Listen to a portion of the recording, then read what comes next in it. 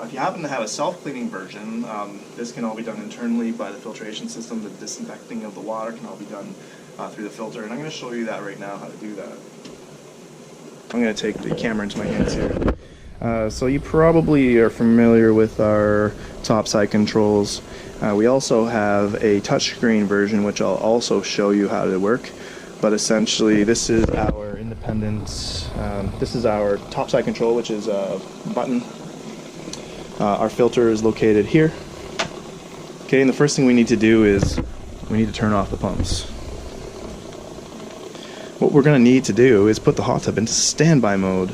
If you do not have a Hydropool brand, most likely this means you have to shut the power off at the GFCI breaker, kill the power to the hot tub before you can access your filter compartment, unless your filter is in the water with you, in which case you can probably just access your filter. But in our case, we actually have our built-in dispenser system in our filter, so we're going to need to utilize our standby mode. So we're going to want to go into our maintenance menu, scroll down to standby so it's highlighted, and select standby. All the pumps have now been turned off, and pressing the cancel button will exit standby mode.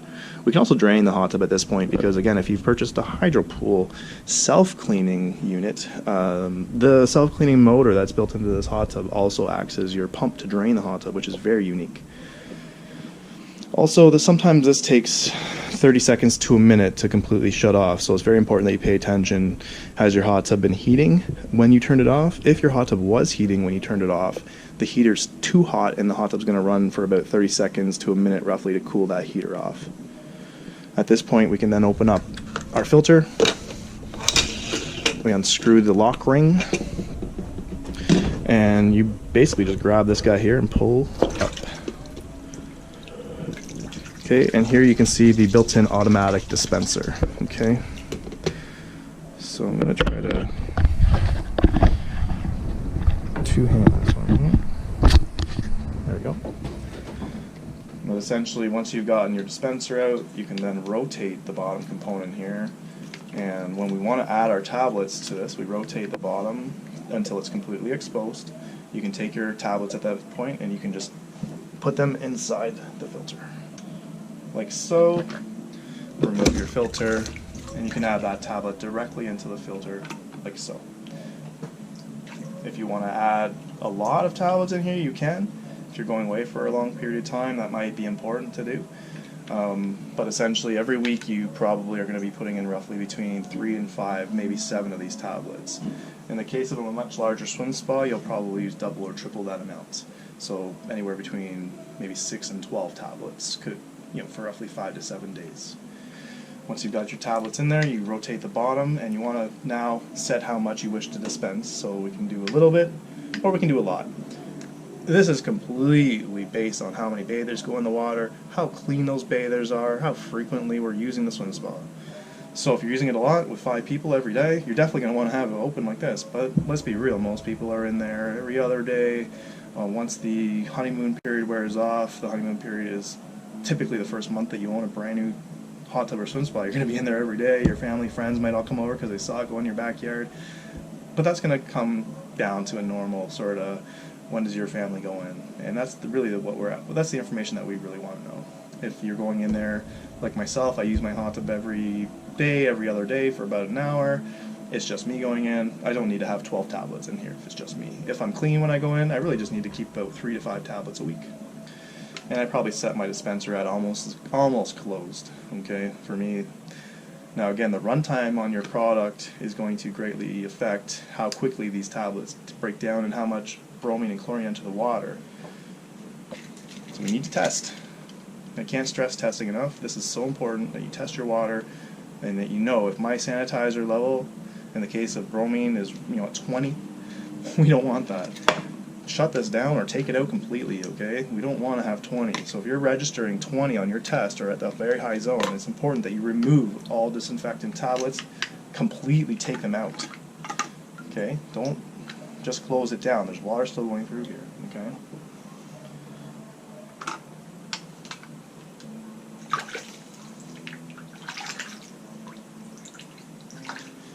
And quite the opposite. Again, if you're testing the water and it's at 0, Yes, of course, you probably ran out of tablets, maybe add some more, but we need the granular product to instantly raise that, okay? It takes the tablets too long to bring that to a normal level.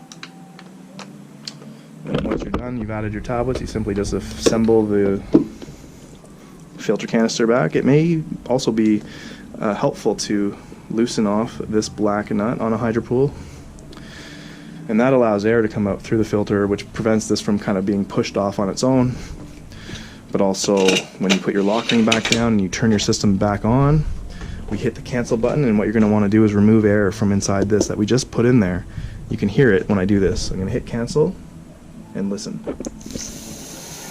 Once the air is completely purged, it'll start to leak. And once it leaks, we can then shut that thing back down. Okay, the water's now coming out. Okay, I can shut this down now because all the air has been purged out that I can get out. Okay, we don't need to reef it down either, we just need it tight enough that the water stops. Okay?